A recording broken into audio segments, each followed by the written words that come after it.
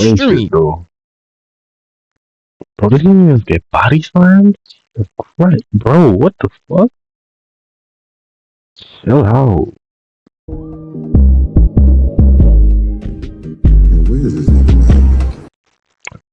YouTube, yo, reacts chat on kick streamer Twitchers friends for clips. Y'all be doing that shit, chat. Oh my god, bro. What we getting into now, chat? Let's watch.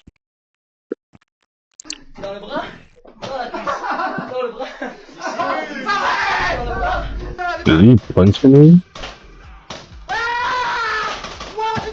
Bro, is that like the paintball gun? Named Gene was recently hospitalized in critical condition after enduring a bunch of torture / humiliation on stream for a 10-day straight stream, where his so-called friends would sit here and not only mess with him 24/7, making verbal jokes that were basically borderline harassment, along with physical violence onto him that would cause harm, like punching him, to paintball guns, to many other things, leading him to be in the hospital after enduring it for so long. But I want to deep dive into the situation because it's a lot darker than it seems, as Kick, the platform where this happened, even was promoting some of this stuff, posting the clips as if this is something to showcase for their platform. But I'm getting a little ahead of myself, so I don't start from the beginning who all these people are and how do we get here in the first place. Audio go chat.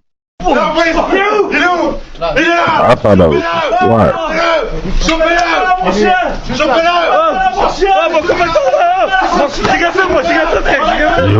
For some people, this will be a more serious video and definitely will show a lot of things that are not for certain audiences. Just want to make y'all very aware. And obviously for YouTube purposes, everything I'm showing you is completely fake. There was no reason for alarm. All of this stuff is performed by trained professionals. There is no reason to age restrict my video. But the streamer we're talking about today is a French streamer named Jean Pavano. Hopefully I said that right. And he had live streams where he was consistently the butt of the joke. No matter if it was verbal conversation or physical conversation, his so-called friends around him would do all types of heinous acts, basically having torturing him be their entertainment for the live stream. And you're probably wondering why anyone would go through this and allow this to happen to them. Well, the story of Jean is actually very, very sad. JP, who I'll call Jean for the rest of this video, was actually streaming alone at his mother's house at the ripe old age of 40 years old. Unfortunately for him though, it was just him and his mother, and they were living off of welfare, and they didn't have a stable income at all. He was barely managing income while streaming, but he was getting well known for constantly raging on the game, and eventually was getting more traction when he started playing the game with another streamer named TK78. Moi je suis de ton côté, JP. Oh yeah, there was like 4 streamers. Regarde comment il joue, gros. Aïe aïe aïe. Eh ben regarde comment il joue. Mais putain, nique ta mère. C'est des couilles. Ah c'est bon, j'arrête tout, j'arrête. C'est bon, Fortnite, je vais te désinstaller, va niquer sa rate de mort, quoi. Allez, c'est bon. While John might still be getting humiliated by playing the game because he's not that good at it and using his rage for content, this was still humiliation on certain constraints. Still very weird to go out of your way and do this, but at the same time, he was living in his own house and had the freedom to do whatever he wanted. Unfortunately, another streamer named Owen would convince him to join him in IRL streaming with a couple of his friends, and that's when a bunch of the actual physical things started happening, and it only gradually got worse the more and more they streamed. Bro,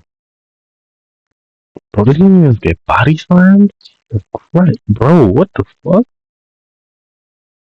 Chill out.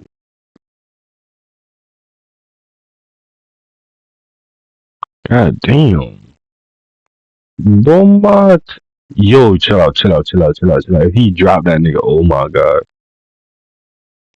If we're being honest with ourselves, this is not content at all. Blatantly going out of your way to mess with somebody, hurt somebody, harm them is not considered content. And even though people on this live stream are clipping up all of these clips thinking it was something funny, it should not have been. And all these people around him that say that they're his so-called friends is completely disgusting and deplorable behavior, because no friend would do anything like this to somebody they genuinely care about. You can see that they just saw him as a way to gain money, and since these clips of him doing these crazy things and people exploiting him in this way were going viral, they were making a bunch of money from it. A lot of people may be sitting here seeing all this stuff wondering why he didn't just get up and leave. Well, it was actually several factors, and obviously money was one of them. As I already stated, he didn't come from a place where he could just go back and have a type of income that was livable. This gave him a chance to actually live with a high status and make some money, along with the fact that before all of this he had a life of constant loneliness. Obviously these people around him were constantly telling him they were his friends, in this way manipulating him to believe that they were the only people that truly cared about him, and if that he left them, he would truly be alone forever. No matter what they said though, at a certain point someone's going to break, and you could see certain moments where JP started to lose his mind because of the pressure he was under and the constant humiliation along with manipulation that they had put onto him. Oh.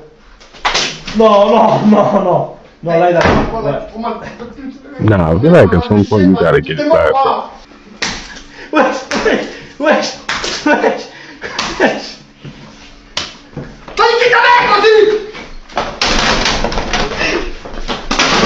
Ow, yeah, that shit. Voilà. Allez, mais vas-y, sois un homme. What the fuck? Did he kick that nigga? Oh, damn. Bro, they jumping him. What the hell? I can't watch this. That's I know that's it. His mental health, already bad, would gradually get worse along with his physical health, making it easier for him to be manipulated by these so-called friends. Sipping quickly, forgot it was mud. I don't cross, so I couple with drugs. Think I don't know what my tongue gonna